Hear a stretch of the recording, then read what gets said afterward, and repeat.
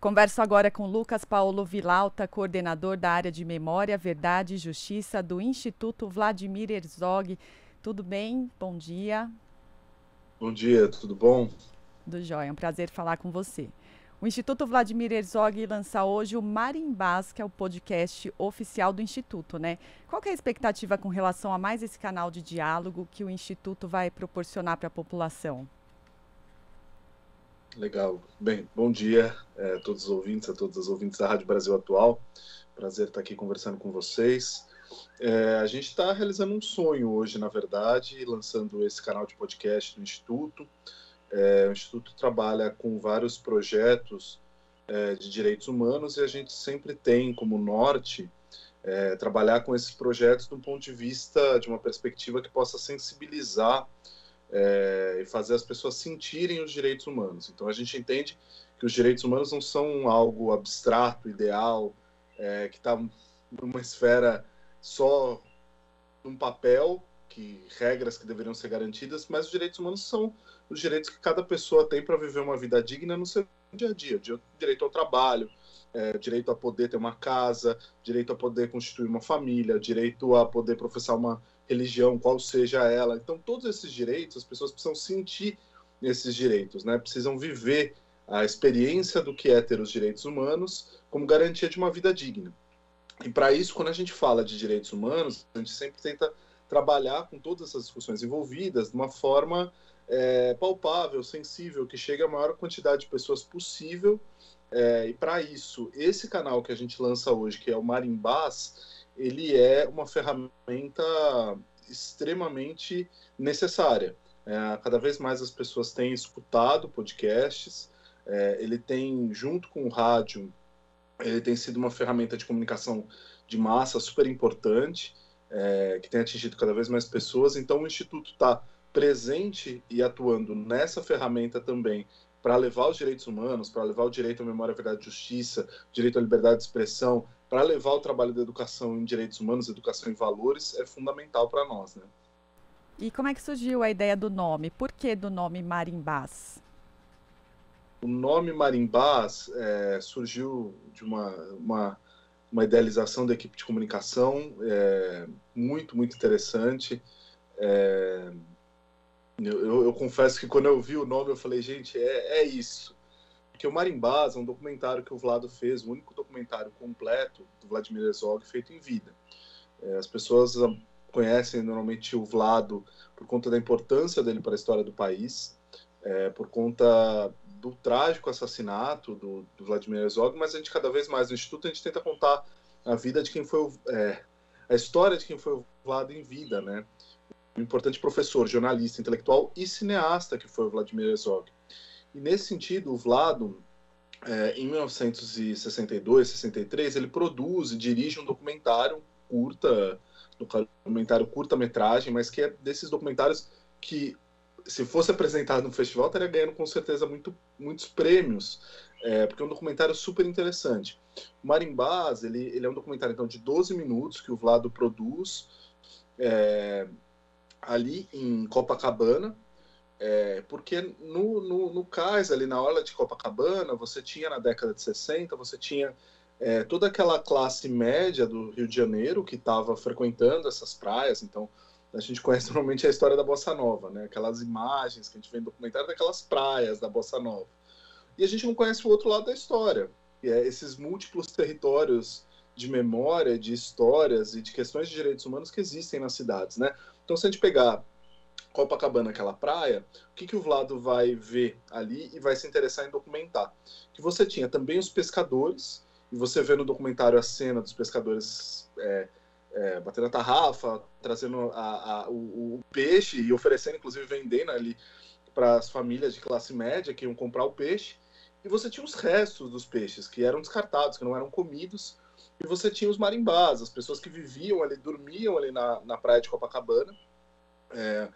Uma experiência absolutamente atual, né? Quando a gente vê a fome, a miséria crescendo violentamente no país e cada vez mais pessoas tendo que morar na rua, essas imagens terríveis que a gente vê das pessoas tendo que pegar resto de comida em caminhão de lixo. Bem, os marimbás eram esses personagens, as pessoas que viviam ali na praia, que viviam do resto dos peixes. Então, por isso que o documentário abre com a frase: Marimbás vive da pesca, não é pescador. Né? E as imagens são essas, que o Vlado capta ali, dessas pessoas que ficavam à espreita para conseguir, com os fogaréus improvisados ali na praia, tentar pegar o resto de comida que tinha, de peixe, e ter o seu sustento, o seu subsídio de cada dia. Né? Então, para a gente é muito importante homenagear essa produção, esse documentário incrível do Vlado, e lançar o nosso podcast, que tem esse espírito de contar as histórias e de trazer tudo isso que eu estou falando aqui para vocês, para os podcasts, e a escolha desse nome, então, para a gente é muito, muito simbólica. E aí, Lucas, a temporada de estreia vai ser sobre o projeto Territórios da Memória, né? Recuperando histórias de moradoras e moradores de regiões periféricas de São Paulo e suas conexões com a ditadura civil-militar. Queria que você contasse um pouquinho para a gente sobre a temporada de estreia. Tá, legal. A temporada de estreia nossa, a ideia nossa é que a gente, a cada período, a gente vai lançando temporadas e séries de podcast. E aí é muito legal a gente lançar com o projeto Territórios da Memória, que é um projeto que faz parte da área de Memória, Verdade e Justiça, coordenado pela Verônica, que teve com vocês até, acho que 2 semanas atrás, falando um pouco das atividades que está acontecendo no projeto. E o projeto Territórios da Memória ele tem por objetivo valorizar e difundir memórias periféricas da cidade de São Paulo. Então a gente conhece muitas memórias do que foi a ditadura, ou deveríamos conhecer, e a gente no Instituto cada vez quer contar mais, mas a gente conhece a maior parte das vezes as histórias que foram a ditadura por uma classe média, uma classe branca, para certo grupo de pessoas que resistiu e que tem suas histórias registradas na história brasileira. Né? O que a gente normalmente não conhece é como a ditadura afetou não só o que a gente chama dos resistentes políticos, né, que é aquelas pessoas que se organizaram para resistir politicamente à ditadura, mas afetou uma larga parcela da população, na verdade toda a população. Se a gente for pensar, por exemplo, que o sistema de universalização do ensino, sem formação para professores, sem maior preparação da estrutura escolar, foi feito durante a ditadura, que a gente teve, por exemplo, a retirada do projeto do Paulo Freire, com o golpe militar, e aí o regime militar implementa um sistema educacional baseado em moral, em civismo, todas essas coisas que a gente conhece da hierarquia, da ideologia militar, e não está preocupado com uma educação de qualidade. Então, o modelo educacional que a gente tem no país, que afeta toda a população brasileira, surgiu na ditadura. No Territórios da Memória, a gente tem, então, essa perspectiva, que é perguntar e nos articular com vários coletivos e movimentos de periferias da cidade de São Paulo para perguntar quais são as marcas, as permanências da ditadura nesses territórios. Então, esse é o objetivo do Territórios da Memória, e a gente, nessa série de podcasts que a gente fez em parceria com Nós Mulheres da Periferia, um coletivo de comunicação, de mídia muito importante, muito potente, que já está um largo percurso aí, trazendo e contando e noticiando as histórias da periferia, a partir de um olhar periférico sobre as notícias, sobre a história das pessoas. Então, a gente, em parceria com Nós Mulheres da Periferia, a gente está lançando essa série de podcasts, que vai ter 5 episódios, e que justamente vai contar a história. A gente fez 4 mini documentários, né? Documentários média-metragem, contando a história dos territórios que a gente está trabalhando na cidade de São Paulo. Então, o podcast ele surge com base nesse material registrado nos documentários, e vai para além dele, para a gente contar essas histórias de como a ditadura afetou a vida das pessoas na periferia de São Paulo. Ô Lucas, e como é que a gente traz essas memórias para o contexto atual, principalmente quando a gente vive um governo em que muitos momentos nos lembra a época da ditadura militar, tanto aqui em São Paulo quanto no Brasil? Como é que a gente traz para esse contexto atual? A gente infelizmente está vendo no contexto atual a história não só se repete quando a gente não faz.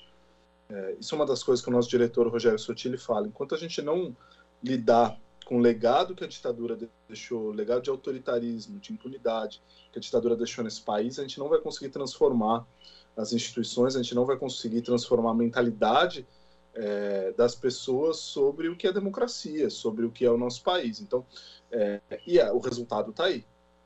Mais de 3 milhões de desempregados, quase 20 milhões de pessoas passando fome. O resultado está aí de quando a gente tem governos autoritários e não estão nem aí para a população. Então, a gente vê essa história que a gente viu na ditadura se repetir agora.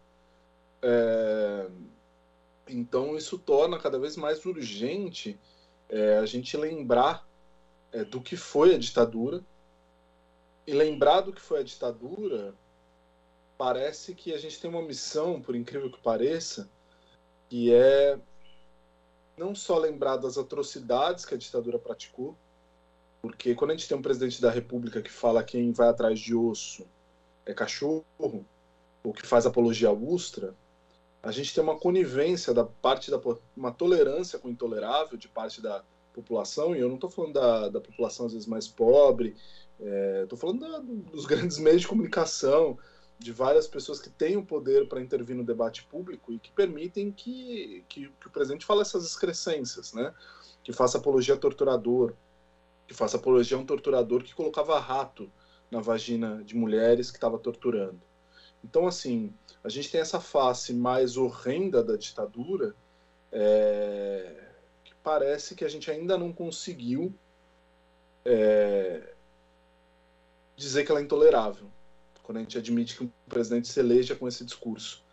E, por outro lado, o que a gente tem que fazer, então, já que a gente tem que continuar construindo a sensibilização para isso que é intolerável, né? Mas, por outro lado, a gente tem que mostrar também que a ditadura, ela não foi só um regime que promoveu essas barbáries só. Ela também pauperizou totalmente a vida da população em diversos aspectos, tirando o total acesso à cultura, tirando o total acesso à educação, à saúde. Então, essas histórias, a gente precisa pegar ali justamente nos direitos das pessoas e como a vida das pessoas, né, economicamente foi afetada durante a ditadura e como isso deixou uma permanência nos territórios, falando aqui da cidade de São Paulo, de uma favelização, de uma pobreza. A gente vinha com reformas populares que estavam sendo construídas, a ditadura vem com o golpe e acaba com o plano de desenvolvimento. Então, o que a gente vê hoje no país? Exatamente a mesma situação. A gente tinha um projeto econômico de desenvolvimento, de distribuição de renda, de criação de oportunidades, vem o golpe, tira a presidente Dilma Rousseff e começa a implementar uma série de medidas que tiram direitos dos trabalhadores, que deixam a vida mais paupérrima, né? Então, a gente fazer essa memória de como o que aconteceu em 64 aconteceu agora também na nossa história e que a história está se repetindo cada vez mais. Tiram regimes democraticamente eleitos para tirar direitos dos trabalhadores, para pauperizar cada vez mais a vida das pessoas. E o que a gente vê como continuidade, isso que os documentários e o podcast contam, é uma história de violência e de opressão nas periferias favelas das guardas e das polícias e tudo mais. Então, isso é uma coisa que a gente conta também. A ditadura militar prendeu e torturou os resistentes políticos, mas criou uma estrutura, por exemplo, dos esquadrões da morte, que nas periferias de São Paulo produziram o que a gente conhece dos dados, que aqui a gente tinha as regiões mais violentas do mundo da década de 90. Por quê? Porque a polícia com os esquadrões da morte na década de 90 saía matando e desaparecendo com os corpos das pessoas. Então a gente precisa contar todos esses aspectos envolvidos na violência de Estado quando a gente tem um Estado que não é democrático. Quando a gente tem um Estado que está engajado, na verdade, em retirar direitos, pauperizar a vida da população cada vez mais, precarizar essa vida para que as pessoas trabalhem e vivam com qualquer coisa, né?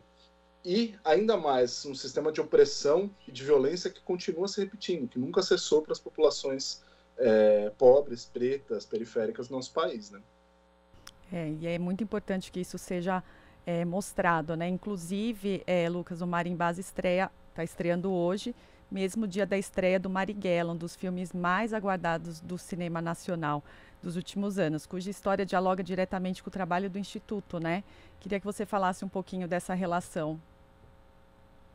Sim, para a gente aquela coincidência feliz, né? E só dá para falar em coincidência porque com toda essa história que aconteceu com o filme do Wagner Moura, a gente só pode falar de coincidência mesmo, porque a incerteza sobre o qual o filme viveu, um filme premiado fora do país, um filme aguardado, um filme de excelência como esse, demorar tanto tempo numa censura velada para poder ser exibido para a população brasileira, é só uma feliz coincidência dizer que agora que ele estreia aqui em São Paulo, a gente está também lançando essa série de podcasts do Marimbás, né? E eu acho que é uma feliz coincidência porque a gente fala de dois personagens que são centrais na história do país, né? E dois personagens que nos trazem, nos colocam a pensar. Eu acho que tô pensando aqui agora, né? Mas eu acho que essa questão de não ser possível tolerar o que é intolerável, né? Eu acho que tanto Marighella quanto o Vlado, eles tinham cada um a sua maneira. O Vlado como jornalista, como professor, diretor de jornalismo da TV Cultura, como uma pessoa muito atuante no debate público, nunca pegou em armas, nunca fez parte de uma resistência organizada que achava que teria que resistir de uma maneira armada ao regime militar, mas que tinha essa frase, né? Enquanto a gente tolerar o intolerável, enquanto a gente tolerar a pobreza, tolerar as violações de direitos humanos, a gente não vai ser viver numa sociedade democrática, viver numa sociedade humana. Então a luta do Vlado para que mudar, né, a história, para garantir os direitos das pessoas, eu acho que é muito confluente com a luta do Marighella, que acho que as pessoas vão ver agora o filme estreando, que além desse aspecto de uma decisão política de achar que só era possível vencer o regime militar por vias da luta armada, o projeto, a busca era muito comum entre os dois, né? Porque é uma busca é inalienável, não é aceitável que as pessoas não tenham o mínimo, que as pessoas não tenham os seus direitos, né? Então, nesse momento que a gente vive da história do país, que a gente vê cada vez mais esse regime que não sei o que está fazendo aí ainda, né? Desse presidente do Bolsonaro, a gente vê essa mensagem muito clara que o Marighella e que o Vlado passam para a gente, que é o basta. Não é possível aceitar o inaceitável, não é possível tolerar o intolerável. A gente tem que lutar contra isso se a gente quiser ser minimamente humano, minimamente democrático, né? Então acho que o Marimbás nascer nessa data tem essa marca, essa confluência bonita, essa marca pra gente de que todas as séries e temporadas que a gente vai estar contando aí no Marimbás vão ter essa marca, né? Que é a marca do Instituto Vladimir Herzog, que é a luta irrestrita pela defesa da democracia e pela promoção de uma cultura de direitos humanos e de paz, né? Lucas, eu quero agradecer muito a sua entrevista e até uma próxima oportunidade. Eu que agradeço, estou sempre por aqui. Obrigado. Obrigada, bom dia para você. Conversamos com Lucas Paulo Vilauta, coordenador da área de Memória, Verdade e Justiça do Instituto Vladimir Herzog. Você está ouvindo Jornal Brasil Atual. As notícias que os outros não dão.